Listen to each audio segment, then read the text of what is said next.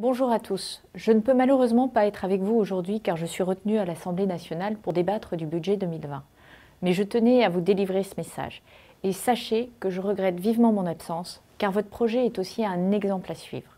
Gérard Collomb vous a présenté les initiatives industrielles et économiques au niveau de la ville de Lyon.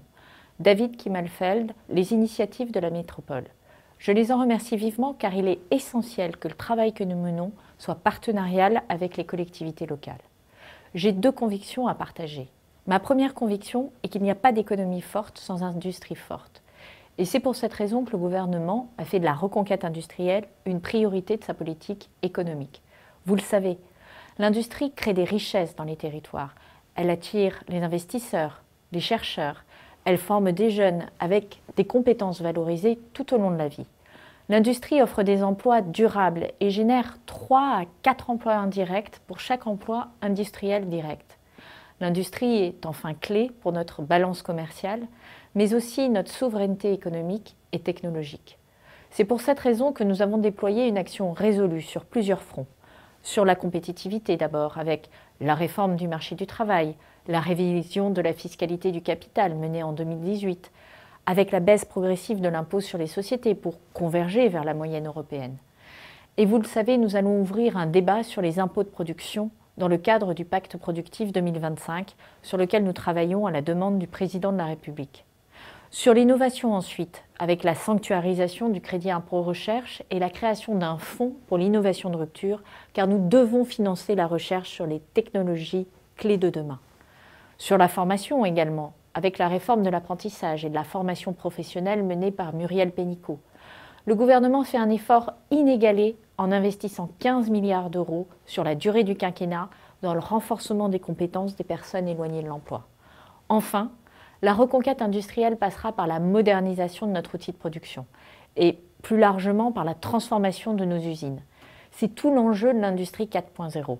Pour ce faire, nous allons financer avec les régions 10 000 diagnostics numériques, développer des accélérateurs de PME et d'ETI pour former les dirigeants et les aider à passer à l'acte avec un dispositif de suramortissement. Ma deuxième conviction est que la reconquête industrielle se fera au cœur même des territoires. Tout d'abord, notre stratégie de reconquête industrielle se décline par filière. C'est ce que nous faisons en fixant des objectifs en termes de numérisation, d'innovation, de développement durable et d'emploi pour 18 filières stratégiques telles que l'automobile, la santé, l'eau, la sécurité ou les déchets. Mais je veux également évoquer l'initiative Territoire d'industrie, car c'est l'un des piliers de notre stratégie de reconquête industrielle. Avec Territoire d'industrie, il s'agit de réunir acteurs publics et industriels pour identifier les besoins d'un territoire qui ne bénéficie pas des facilités des grandes agglomérations et ainsi accélérer leurs projets. 474 projets ont ainsi été recensés à ce jour et cette dynamique nous conforte dans l'idée que nous devons faire du sur-mesure au plus près des territoires et des besoins des entreprises. C'est dans la même optique que nous avons poursuivi la démarche concernant les territoires d'innovation de grande ambition, qui vise à faire collaborer entreprises et collectivités. L'État a débloqué 1,3 milliard d'euros pour les programmes territoires d'industrie et 450 millions d'euros spécifiquement pour les projets de territoires d'innovation. Et je me félicite que la ruche industrielle ait été un acteur moteur de la réussite du projet Lyon-Saint-Étienne, l'industrie intégrée et reconnectée, qui fait partie des 24 lauréats de territoires d'innovation. Vous comprenez dans ce contexte pourquoi l'inauguration de la ruche industrielle s'inscrit pleinement dans la dynamique vers l'industrie du futur que nous soutenons.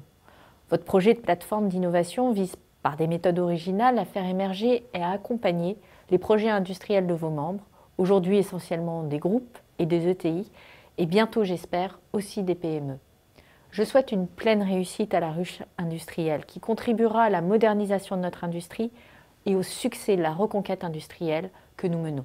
Je vous remercie.